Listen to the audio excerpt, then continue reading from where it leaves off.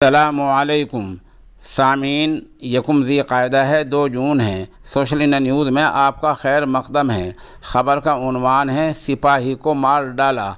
ये मामला उत्तर प्रदेश के कानपुर इलाके का है, जहां 30 साला दीपक कुमार को बेरहमी से मौत की नींद सुला दिया गया है। ख़बर थोड़ी तफसील से सुन लें।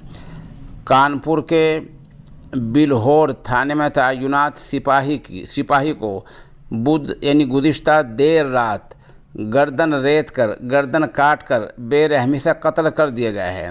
सुबह सिपाही की लाश कमरे में एक सिपाही ने देखी तो देखकर दंग रह गया, क्योंकि लाश खून में लथपथ हालत में पड़ी हुई मिली थी।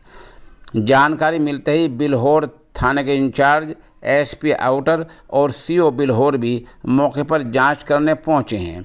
बता दें कि बिल्हौर थाने में फिरोजाबाद पोस्ट पहाड़म गांव दयापुर का रहने वाला कांस्टेबल देश दीपक कुमार 30 साल तैनात था। तो इसी सिपाही को आज कत्ल किया गया है और पुलिस मामले की हर ज़ाविये से जांच कर रही है। आमदा इत्तलात में बताया गया है कि इस सिपाही की शादी, जिसको कत्ल किया गया है, गुज़िश्ता 22 अप्रैल को इसकी शादी हुई थी।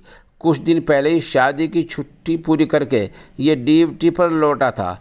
पुलिस कत्ल के पीछे प्रेम के, मोहब्बत के ताल्लुकात को भी जोड़कर देख रही है। बहरहाल पुलिस पूरे मामले की हर ज़ाविये से, हर तरह से जांच कर रही है। ख़बर का खुलासा ये है कि कानपुर के इलाके में 30 साला नौजवान सिपाही को बेरहमी से मौत की नींद सुला दिया गया है।